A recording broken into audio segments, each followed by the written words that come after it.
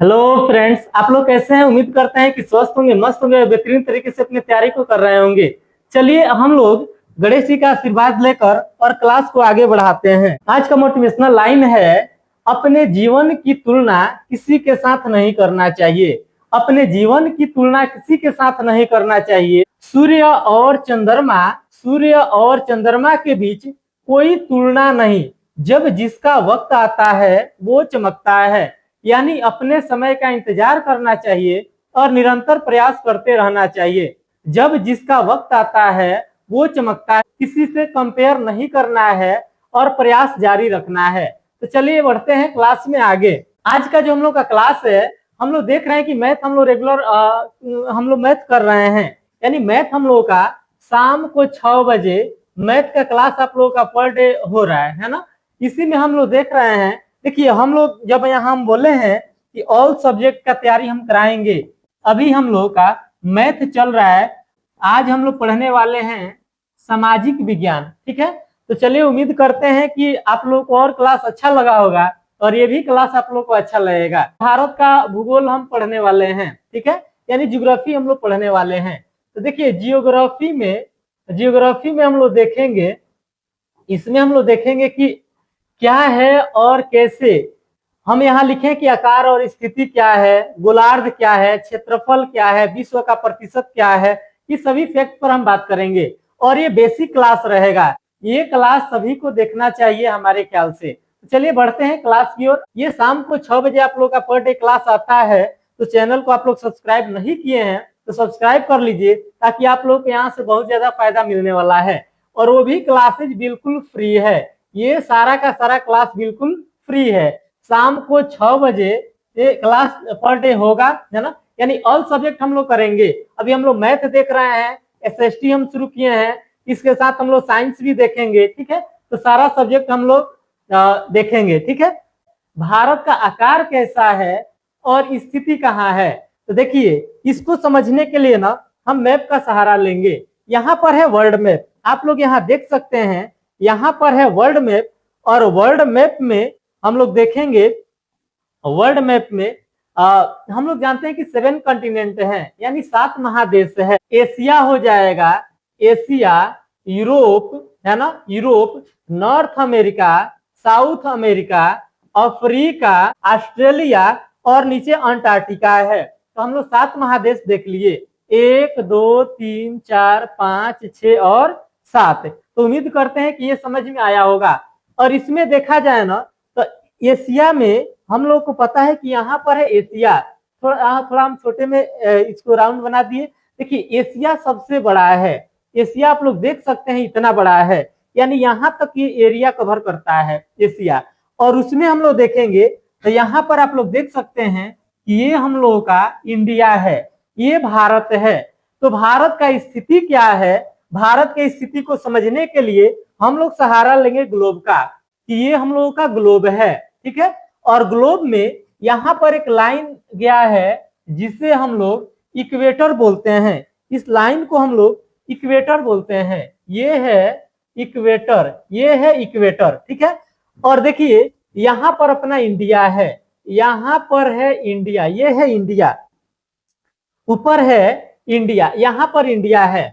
और यहाँ से ना एक और लाइन नीचे आया है, यहाँ से लाइन नीचे आया है। यानी ये बात समझ में आ रहा है कि यहाँ पर अगर हम लोग इसको नॉर्थ मान ले, आप लोग अच्छे से समझेंगे, ऊपर वाला को नॉर्थ मान ले, नीचे वाला को हम लोग साउथ, नीचे वाला को साउथ, इधर हम लोग ईस्ट, इधर ईस्ट यानी पूर्व, इधर वेस्ट यानी पश्चिम, इधर पश्चिम, उत्तर दक्षिण पूर्व और पश्चिम। तो इंडिया का जो भारत का हम लोग स्थिति देखेंगे ना तो नॉर्थ ईस्ट बोल सकते हैं, यानी उत्तर उत्तर पूर्व बोल सकते हैं। यानी पूरे वर्ल्ड में, पूरे वर्ल्ड के सापेक्ष देखें तो इंडिया का जो स्थिति है नॉर्थ ईस्ट है, यानी उत्तर पूर्व है, उत्तर पूर्व है। तो चलिए उम्मीद करते हैं कि ये बात आप लोग को समझ में आ रहा होगा। ठीक है, तो चलिए आते हैं हम लोग पॉइंट पे। देखिए यहाँ पर 2 वर्ड यूज होता है, उसको हम लोग समझेंगे। एक होता है प्रायद्वीप, एक होता है प्रायद्वीप और एक होता है द्वीप। एक होता है प्रायद्वीप और एक होता है द्वीप। ये दोनों वर्ड को हम लोग समझेंगे। प्रायद्वीप का मतलब होता है जो तीनों साइड से जल से घिरा हो। तीनों साइड से जो जल से घिरा हो उससे प्रायद्वीप बोलेंगे। तो भारत कैसा है? तीन साइड से जल से घिरा है। तीनों साइड से, एक दो तीन, यानी तीन साइड से जल से घिरा है, इसीलिए भारत को हम लोग प्रायद्वीप भारत कहते हैं। और द्वीप क्या है? तो द्वीप वो है जो चारों तरफ से जल से घिरा हो। जो चारों तरफ से जो जल से घिरा हो उससे हम लोग द्वीप बोलेंगे। तो चलिए आते हैं हम पॉइंट पे। यहाँ हम लोग देखेंगे कि आकार और स्थिति इसका, यानी यहाँ हम लोग समझ सकते हैं कि प्रायद्वीप वो है, प्रायद्वीप प्रायद्वीप तीन तरफ से जल से घिरा हो। तीन तरफ से जल से घिरा हो, यानी तीन साइड से जल से घिरा हो। और द्वीप क्या है? ये इसी के साथ हम लोग द्वीप भी समझ लेंगे। द्वीप वो है जो चार तरफ से, यानी चारों तरफ से जल से घिरा हो। चारों तरफ से जल से घिरा हो, जल से घिरा हो। यानी कहेंगे कि प्रायद्वीप क्या है? तो तीन तरफ से जल से घिरा हो। और द्वीप क्या है? जो चारों तरफ से जल से घिरा हो। यानी हम लोग इसको समझेंगे। अब देखिए हम लोग गोलार्ध देखेंगे। तभी हम लोग गोलार्ध ग्लोब में देखे थे कि ऐसे अगर हम लोग ग्लोब मान लिया जाए तो यहाँ से ऐसे हम लोग देखे और इंडिया का स्थिति यहाँ है, यानी भारत यहाँ है। तो उत्तर और पूर्व, उत्तर और पूर्व, तो भारत का स्थिति कहाँ है? तो भारत की स्थिति को हम लोग देखेंगे कि भारत का स्थिति है उत्तर गोलार्ध में है, उत्तरी गोलार्ध में है, और उत्तर पूर्व हम लोग देख सकते हैं। ये स्थिति है उत्तर पूर्व। और यहाँ हम लोग थोड़ा आगे बढ़ेंगे, यहाँ देखेंगे क्षेत्रफल कितना है। तो हम लोग देखेंगे कि भारत का क्षेत्रफल कितना है। तो क्षेत्रफल देखेंगे तो 32 क्षेत्रफल हम लोग देखेंगे 32.8 है ना, 32.8 लाख वर्ग किलोमीटर। इतना लाख वर्ग किलोमीटर है, इतना लाख वर्ग किलोमीटर है। भारत का हम लोग क्षेत्रफल देखेंगे तो 32.8 लाख वर्ग किलोमीटर है। अब हम लोग देखेंगे विश्व का प्रतिशत, यानी पूरे वर्ल्ड का। यहाँ आप लोग मैप को देख लेंगे, ये पूरा वर्ल्ड हम लोगों का हुआ, पूरा वर्ल्ड है। और पूरे वर्ल्ड का हम लोग देखेंगे, पूरे वर्ल्ड का इंडिया कितना कवर करता है। तो पूरे वर्ल्ड का जो भारत है ना, वो पूरे वर्ल्ड का 2.4%। देखिए पूरा वर्ल्ड है। आप लोग देख सकते हैं यहाँ थोड़ा हम लोग देख सकते हैं कि क्षेत्रफल के अनुसार सबसे बड़ा, एरिया के अनुसार सबसे बड़ा जो हम लोगों का देश है एरिया के अनुसार, वो कौन है? रूस है। यानी ये रूस ऐसे ही बड़ा दिख रहा है ना। और अपना इंडिया यहाँ है। इंडिया पूरे वर्ल्ड का 2.4%, यानी 2.4% इतना एरिया कवर करता है इंडिया, है ना। तो ई क्वेश्चन की ओर हम लोग बढ़ेंगे। इंडिया का जो पूरे वर्ल्ड का जो परसेंटेज देखा जाए तो इंडिया का है 2.4%, इतना एरिया भारत कवर करता है। और क्षेत्रफल की दृष्टि से स्थान देखा जाए तो 7वां है। क्षेत्रफल की दृष्टि से भारत का स्थान 7वां है। जब भारत का स्थान 7वां है, सबसे बड़ा कौन है? तो अभी हम लोग देखे जो सबसे बड़ा है ना, जो सबसे बड़ा है वो है रूस। सबसे बड़ा है रूस है। रूस के बाद है कनाडा, रूस कनाडा, उसके बाद है यूएसए, उसके बाद है चीन, उसके बाद है चीन, चीन के बाद है ब्राजील, चीन के बाद है ब्राजील, और ब्राजील के बाद है ऑस्ट्रेलिया। ब्राजील के बाद है, चलिए इधर लिख देते हैं, ब्राजील के बाद है ऑस्ट्रेलिया। ठीक है, ऑस्ट्रेलिया, और ऑस्ट्रेलिया के बाद है भारत। ऑस्ट्रेलिया और ऑस्ट्रेलिया के बाद है भारत। ठीक है, भारत। तो देखिए हम लोग देख लिए 1 2 3 4 5 6 और 7, 7वें नंबर पे भारत आता है। 7वां सबसे बड़ा देश है भारत। तो कहेगा सबसे बड़ा पहला सबसे बड़ा देश रूस हो जाएगा, है ना, यानी 7वां हम लोग का भारत हुआ। चलिए इसका चौहद्दी हम लोग देखने का प्रयास करेंगे। चौहद्दी क्या है? अगर इंडिया को देखें तो इंडिया को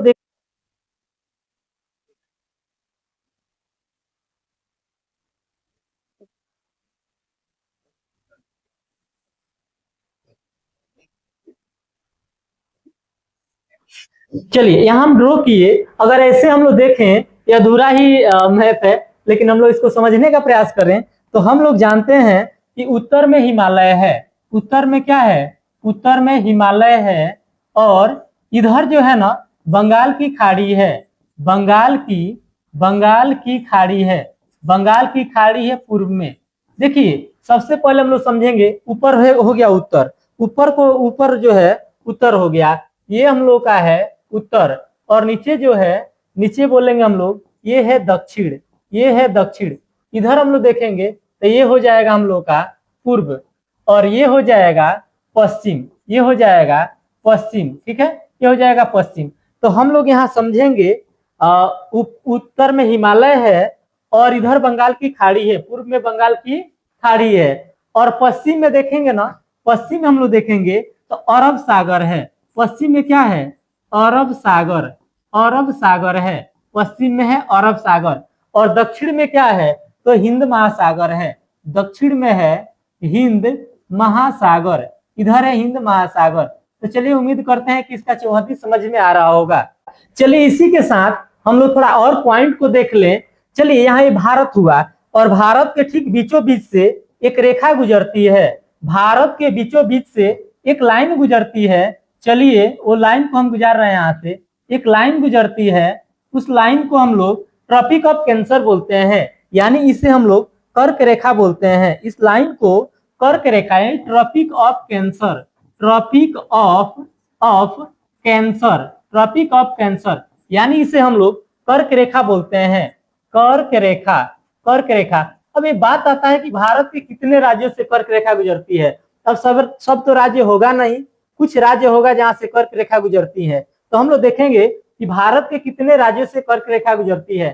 तो इसके लिए एक ट्रिक यूज होता है कि मित्र पर गमछा झार, ये इसके लिए एक ट्रिक यूज होता है मित्र पर, इसके लिए मित्र पर, मित्र पर, मित्र पर गमछा, मित्र पर गमछा झार।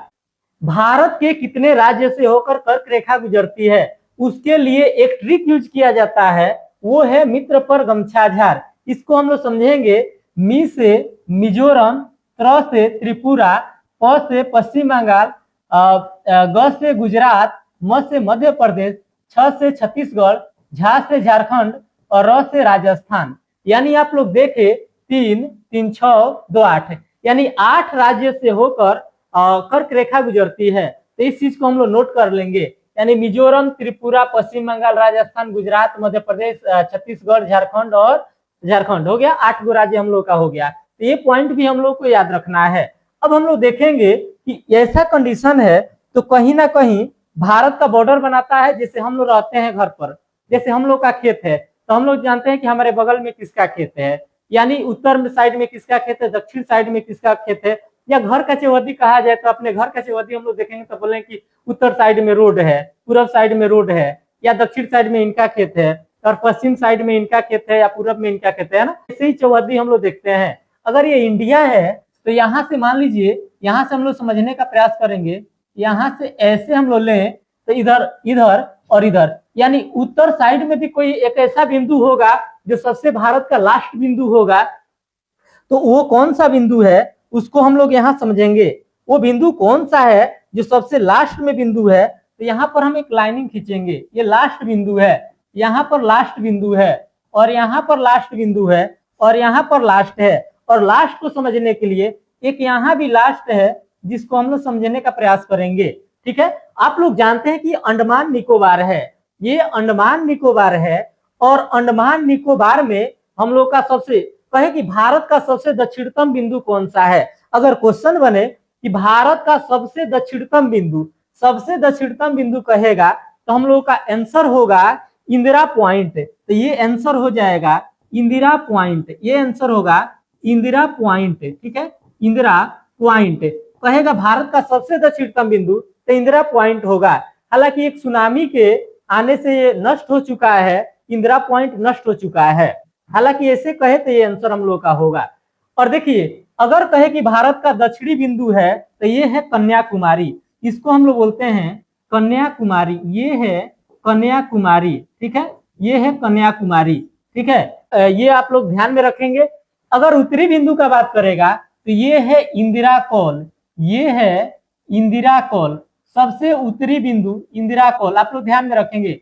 सबसे उत्तरी इंदिरा कॉल, सबसे दक्षिणी इंदिरा पॉइंट, सबसे उत्तरी इंदिरा कॉल, सबसे दक्षिणी इंदिरा पॉइंट। अब हम लोग पूर्व साइड सॉरी पश्चिम साइड में जाएंगे और पश्चिम साइड देखेंगे सबसे अंतिम बिंदु कौन सा है। इधर का गुजरात में लास्ट पॉइंट तो ये है गौर माता, ये है गौर माता, ये है गौर माता, ठीक है, इधर है गौर माता। और इधर देखा जाए तो वो है किविथु, ये है किविथु, इसको हम लोग बोलेंगे किविथु। तो चलिए उम्मीद करते हैं कि अभी जितना पॉइंट बताया आप लोग को समझ में आया होगा। चलिए एक बार हम रिकॉल करते हैं इसको, हम लोग एक बार रिकॉल करेंगे। यानी अभी हम बताए कि ये इंडिया का मैप है, ये अपना भारत है, ये इंडिया का मैप है। उत्तर में हिमालय है, दक्षिण में हिंद महासागर है, पश्चिम में अरब सागर है और पूर्व में बंगाल की खाड़ी है, पूर्व में बंगाल की खाड़ी है। और हम लोग देखे कि भारत के 8 राज्यों से होकर कर्क रेखा गुजरती है। वो 8 राज्यों को याद रखने के लिए हम लोग एक ट्रिक का यूज किए, मित्र पर गमछा झार, है ना। हम लोग देखे मिजोरम, त्रिपुरा, पश्चिम बंगाल, राजस्थान, गुजरात, मध्य प्रदेश, छत्तीसगढ़, झारखंड, ये 8 राज्य हम लोग देखे। उसके बाद हम लोग देखे कि भारत का सबसे दक्षिणतम बिंदु कौन सा है, तो इंदिरा पॉइंट। भारत का सबसे उत्तरी बिंदु कौन सा है, तो इंदिरा कॉल। भारत का सबसे पूर्वी बिंदु कौन सा है, तो किविथु है। और भारत का सबसे पश्चिमी बिंदु कौन सा है, तो गौर माता है। ठीक है, इतना हम लोग देख लिए।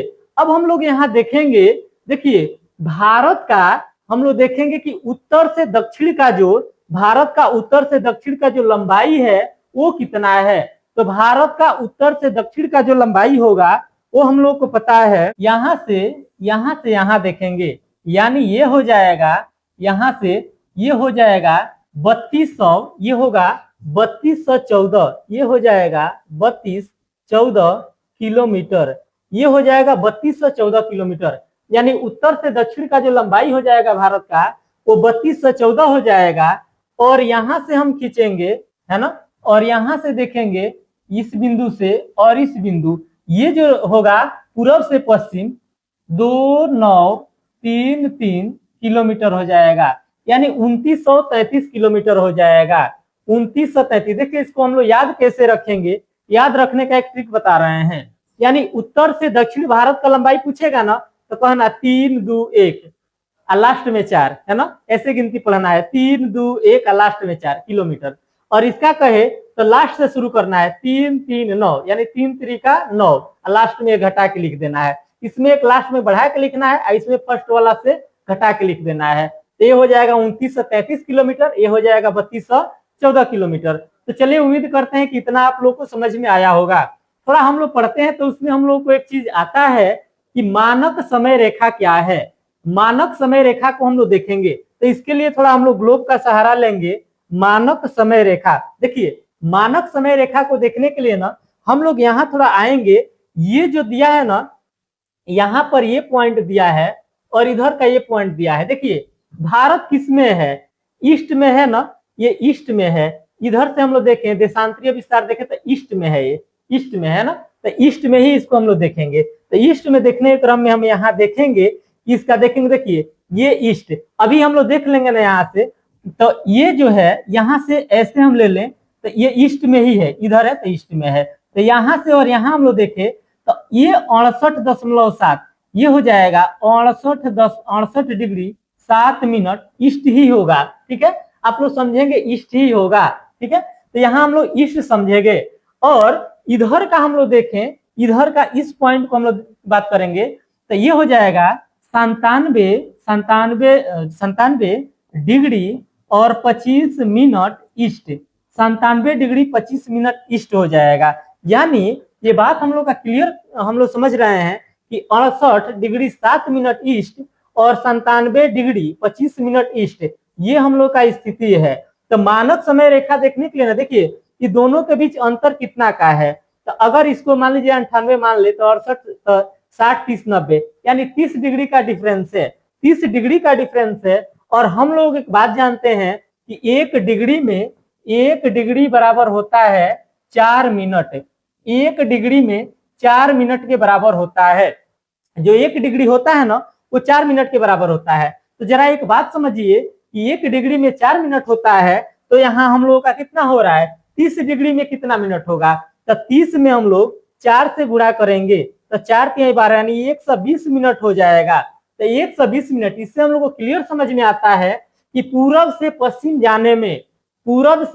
जाने में अगर किरिथु से कोई व्यक्ति निकले और गौर माता तक जाए ना, तो उसके बीच 2 घंटा का डिफरेंस मिलेगा। यानी यहाँ वो 6 बजे निकलेगा और यहाँ जब पहुंचेगा ना तो 6 बजे ही वहां 6 ही बजेगा, वहां भी 6 ही बज रहा होगा। चलिए इसको समझाने के लिए थोड़ा हम इधर इधर समझाते हैं इसको। चलिए इसको हम समझाते हैं थोड़ा अच्छे से कि क्या है कंडीशन, कैसे है। हम लोग जानते हैं कि भारत से यानी पूर्व से पश्चिम जाया जाता है ना तो मानक समय रेखा घटता है। यानी इंग्लैंड से जो भारत का स्थिति है वो 5.5 घंटा आगे है। भारत जो मानक समय रेखा के अकॉर्डिंग देखा जाए तो कितने घंटा आगे है? 5.5 घंटा, 5 घंटा 30 मिनट, इतना आगे है भारत। इसका स्थिति इतना आगे है। यानी सबसे पहले सूर्य यहाँ दिखाई देंगे और उसके बाद इधर दिखाई देंगे। यहाँ दिखाई देंगे अगर मान लीजिए 5 बजे तो यहाँ दिखाई देंगे 7 बजे, है ना। तो ऐसे हम लोग समझेंगे। इसको समझने के लिए सबसे पहले देखा गया कि यहाँ के लोगों के लिए टाइम कुछ अलग है, यहाँ के लोगों के लिए टाइम कुछ अलग है, तो उसी के लिए एक मानक समय रेखा यहाँ से गुजारा गया, है ना, जो यूपी के मिर्जापुर से गुजरती है। भारत का जो मानक समय रेखा है यूपी के मिर्जापुर से गुजरती है, ये बात आप लोगों को भी ध्यान में रखना है। तो चलिए अभी उम्मीद करते हैं कि इतना पॉइंट आप लोग को समझ में आ रहा होगा। और हम लोग पॉइंट देखेंगे इसमें। यहाँ हम लोग फिर एक मैप ड्रॉ करेंगे, यहाँ फिर एक हम मैप बना रहे हैं। इसको आप लोग समझेंगे कि कौन कौन सा भारत का पड़ोसी देश है। भारत के पड़ोसी देश को हम लोग इसमें समझने का प्रयास करेंगे। देखिए इसके लिए एक ट्रिक यूज होता है, बचपन में बीए पास। देखिए यहाँ हम लोग समझेंगे, यहाँ पर है अफगानिस्तान, इस साइड में है पाकिस्तान, ठीक है। और हम लोग जानते हैं कि इधर है चीन, इधर है चीन, और यहाँ है हम लोग का म्यांमार, सॉरी यहाँ है बांग्लादेश, इस साइड में है म्यांमार, ठीक है। और चलिए एक ट्रिक के माध्यम से इसको हम समझने का प्रयास करते हैं। तो ट्रिक है, तो ट्रिक बहुत ज्यादा यूज होता है, बचपन में बीए पास, बचपन में बीए पास, बचपन में बीए पास, यानी ट्रिक बीए तक ही है, वो पास लगाया गया ऐसे याद रखने के लिए। तो बचपन में बीए पास, इससे हम लोग लिखेंगे ब से बांग्लादेश, ब से बांग्लादेश, ब से बांग्लादेश। बांग्लादेश सबसे ज्यादा सीमा साझा करने वाला ना बांग्लादेश ही है, यानी यहाँ पर बांग्लादेश से सबसे ज्यादा सीमा इसी से लगता है, ठीक है। बांग्लादेश है, च से हो जाएगा चीन, हो जाएगा ये हो जाएगा चीन, प से हो जाएगा पाकिस्तान, पाकिस्तान हो जाएगा, और न से हो जाएगा नेपाल, ये हो जाएगा नेपाल, और म से हो जाएगा म्यांमार, ये हो जाएगा म्यांमार, और ब से हो जाएगा, बी से हो जाएगा भूटान, ये हो जाएगा भूटान, और ये से हो जाएगा अफगानिस्तान, अफगानिस्तान। देखिए ये क्रम में ही दिया गया है, ये एक क्रम में ही सजाया गया है। तो एक ट्रिक के माध्यम से आप लोग याद रखेंगे, बचपन में बीए पास, यानी ब से बांग्लादेश, च से चीन, प से पाकिस्तान, न से नेपाल, और म से म्यांमार, बी से भूटान, और ए से अफगानिस्तान। सबसे कम सीमा लगता है हम लोग का अफगानिस्तान से, और सबसे ज्यादा सीमा लगता है बांग्लादेश से। तो चलिए कौन कौन देश को हम यहाँ छोड़े हैं उसको हम लोग थोड़ा एक बार देख लें। तो ये हो जाएगा हम लोगों का, ये हो गया अफगानिस्तान, ये हो जाएगा अफगानिस्तान, ये हो जाएगा पाकिस्तान, इधर हो गया हम लोगों का, ये हो जाएगा चीन, यहाँ छूटा है नेपाल, ये है नेपाल, इधर छूटा है भूटान, ये है भूटान, और यहाँ है म्यांमार, और ये है बांग्लादेश। यानी 2 2 4 2 6 1 7, और यहाँ देखे 3 2 5 और 2 7, इतना देश है जो भारत से सीमा साझा करता है, ये भारत से सीमा साझा करता है। अब थोड़ा हम लोग देखेंगे कि कौन सीमा कब निर्धारित किया गया। 1947 में भारत को आजादी मिला, यानी 15 अगस्त 1947 में भारत को आजादी मिला, और 14 अगस्त को जो है ना पाकिस्तान अपना आजादी डे मनाता है, और ऐसे हम लोग 15 को मनाते हैं। तो देखिए यहाँ समझेंगे कि 1947 में एक भारत और पाकिस्तान के बीच एक रेखा निर्धारित किया गया, एक लाइन बनाया गया कि चलिए आप लोग उधर रहिएगा, हम लोग इधर रहेंगे। उस रेखा का नाम दिया गया रेड क्लिफ रेखा, वो रेखा का नाम दिया गया रेड क्लिफ रेखा, रेड क्लिफ रेखा। इसको हम लोग याद रखेंगे। ये भारत और पाकिस्तान, ये भारत और पाकिस्तान, भारत और पाकिस्तान के बीच है। भारत और पाकिस्तान के बीच सीमा रेखा को कहा जाता है रेड क्लिफ रेखा। ये है रेड क्लिफ रेखा। और हम लोग समझेंगे यहाँ पर जो नेपाल है ना, कि नेपाल को भारत और नेपाल के बीच एक संधि हुई, वो सुगौली की संधि के नाम से जानी जाती है। वो है सुगौली की संधि। ये है सुगौली की संधि, सुगौली की संधि। और इसमें कहा गया कि काली नदी से मेची नदी के अंदर नेपाल रहेगा और बाहरी हम लोग का एरिया है। तो काली नदी से मेची नदी है, सुगौली की संधि ये होता है 1816 में। 1816 आप लोग याद रखेंगे। और काली नदी से मेची नदी के बीच नेपाल स्थित है, ये आप लोग याद रखेंगे। तो चलिए, उम्मीद करते हैं कि इतना चीज आप लोगों को समझ में आया होगा। एक और पॉइंट है, तो भारत और तिब्बत के बीच एक संधि किया गया, एक सीमा बनाया गया, वो है मैकमोहन रेखा। वो कहा जाता है मैकमोहन, वो है मैकमोहन रेखा। और मैकमोहन रेखा जो है ना, वो 1914 में बनाया गया, 1914 में। यानी वो रेखा भारत और तिब्बत के बीच खींचा गया, लेकिन तिब्बत अभी चीन के कब्जे में है, तो इसीलिए भारत चीन ये हम लोग इसको देखते हैं। ठीक है, अब हम लोग देखेंगे यहाँ एक पॉइंट और देखा जाएगा कि भारत में कुल कितने राज्य हैं। तो भारत में कुल 28 राज्य हैं। भारत में कुल 28 राज्य हैं और 8 यूटी है, यानी 8 यूटी है। यूटी है यूनियन टेरिटरीज 8 और स्टेट कितना है हम लोग का 28 है। तो चलिए, इतना पॉइंट हम लोग देख लिए। ये बेसिक क्लास है, आप लोग इसको एक बार जरूर देखिएगा, ताकि आप लोग जब भी सामाजिक विज्ञान पढ़ें यानी भूगोल पढ़ें, तो उसमें ज्योग्राफी पढ़ने में बहुत ज्यादा यहाँ से हेल्प मिलेगा। सबसे पहले हम लोग बॉर्डर लाइन नहीं देखे रहेंगे, तो फिर कौन रेखा कहाँ से है, क्या है, वो कुछ हम लोग को समझ में नहीं आएगा। तो इसको समझने के लिए हम लोग अच्छे से मैप का सहारा लेंगे और अच्छे से हम लोग समझेंगे। थोड़ा इसमें और हम लोग समझेंगे कि भारत का जो स्थलीय सीमा है वो कितना है। तो भारत का स्थलीय सीमा हम लोग देखेंगे, यहाँ हम लेते हैं मैप को।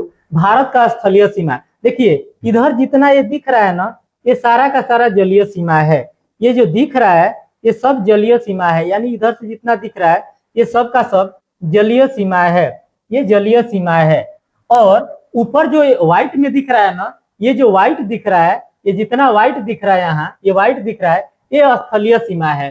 तो स्थलीय सीमा जो है वो 15,200 किलोमीटर है। आप लोग याद रखेंगे कि भारत का जो स्थलीय सीमा है वो 15,200 है, और जो जलीय सीमा है, जो जलीय सीमा है ये 6100 किलोमीटर है। ये जो जलीय सीमा जो है ना, यहाँ से लेके यहाँ तक, ये जो जलीय सीमा है वो 6100 किलोमीटर है। और हम लोग देखेंगे जो भारत का जो द्वीपीय सीमा है, भारत का द्वीपीय सीमा, ये द्वीपीय सीमा जो है, ठीक है, द्वीपीय सीमा ये है हम लोगों का 14-16.6 किलोमीटर।